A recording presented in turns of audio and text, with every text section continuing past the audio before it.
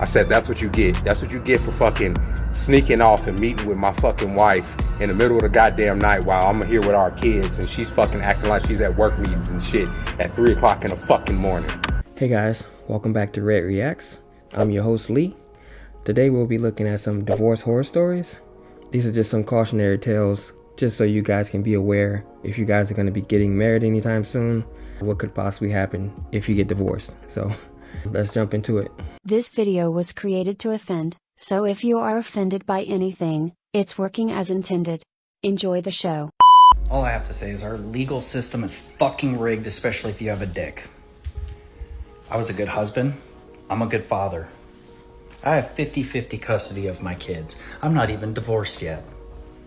Speaking with my attorney today, she basically gets all of my shit. She cheated. She put another dude before her fucking family. She left. Mommy and daddy buys her a fucking house. I'm losing my house for my kids and have to go rent a tiny house now, which is whatever. That's fine. That's great. But I have 50-50 custody. She makes good money. Her dude makes good money that they live together with in the house that mommy and daddy bought.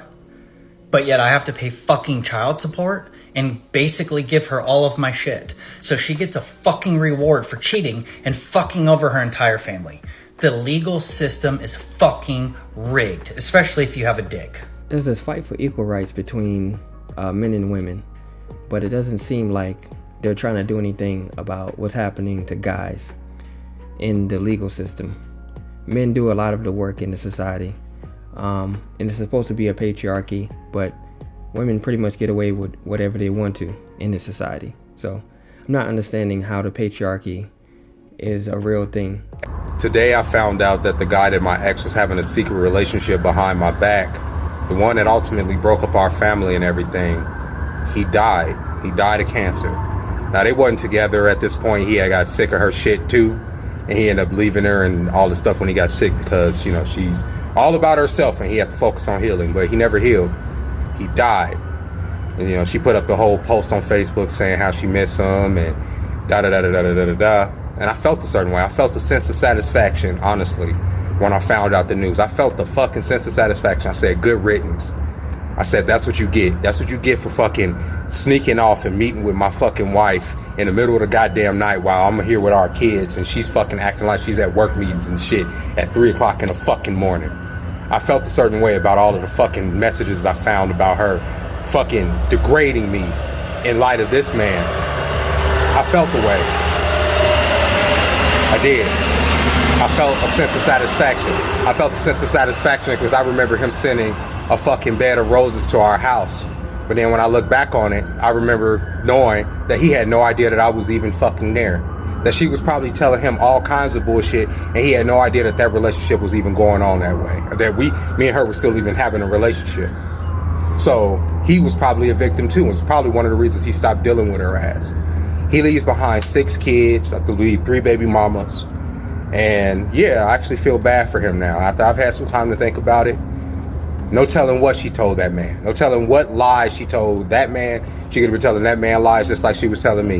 In her post for him, she was saying how when we lost our house, how he helped her out and how he helped her find her dogs and stuff, when the whole time I was out here in Vegas in a fucking room waiting for her to come and meet me so we can get our apartment. But the whole time she's fucking around with some dude.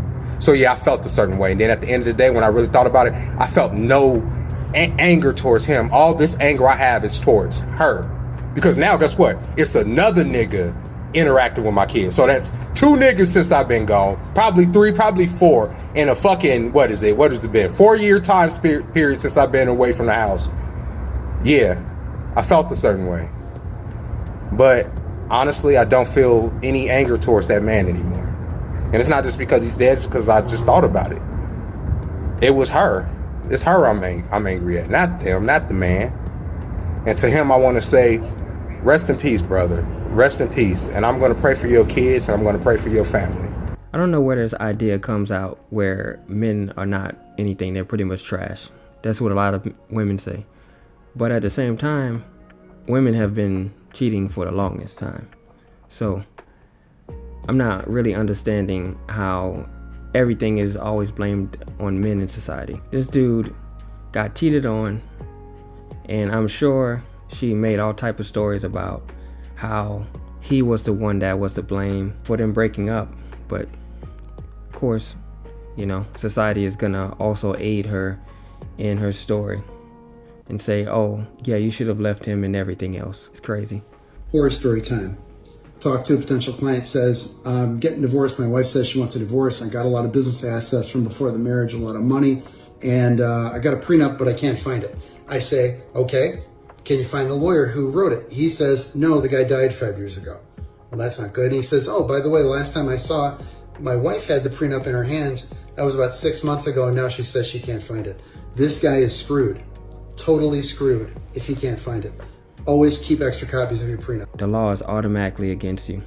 If you don't have anything to protect you, you might as well just throw in the towel, man. You are screwed. It's crazy. I don't understand who wrote these laws. I know it was back in the day, maybe the 60s and 70s, 50s. I know it was some time back, decades ago, but for some reason they decided to make everything tailored towards men. A woman has to pretty much do the worst in order to not get custody and not get half of somebody's stuff.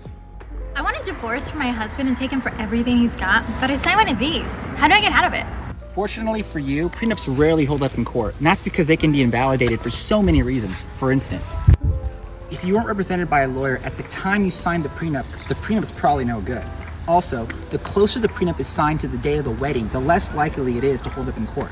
That's because courts have basically held that this is coercion to force the signing party to sign the prenup the day of their wedding. Pro tip, if your fiance comes up to you and tries to ask you to sign a prenup the day of the wedding, go ahead and sign it. 1, you weren't represented by a lawyer, and 2, it's the day of the wedding, so the prenup will not hold up in court, but your fiance will think it will. And people are even giving advice out here now on how to screw over guys. Very odd. This is a guy giving advice to women on how to screw over guys. So in a way, if a guy listens to it, of course he'll be informed as well, but it's just odd to see another guy do something like this. I don't know if this is a joke but the things he is saying is actually a fact. I've looked these things up.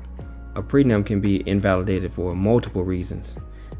So even if the judge, him or himself, doesn't even want to uphold it for any type of reason, they can do that. If you still think that getting a prenup has anything to do with a lack of trust in your partner, maybe you're mistaken, but that's okay because I didn't know this until I went to law school. So now I'm just gonna share what I learned with you.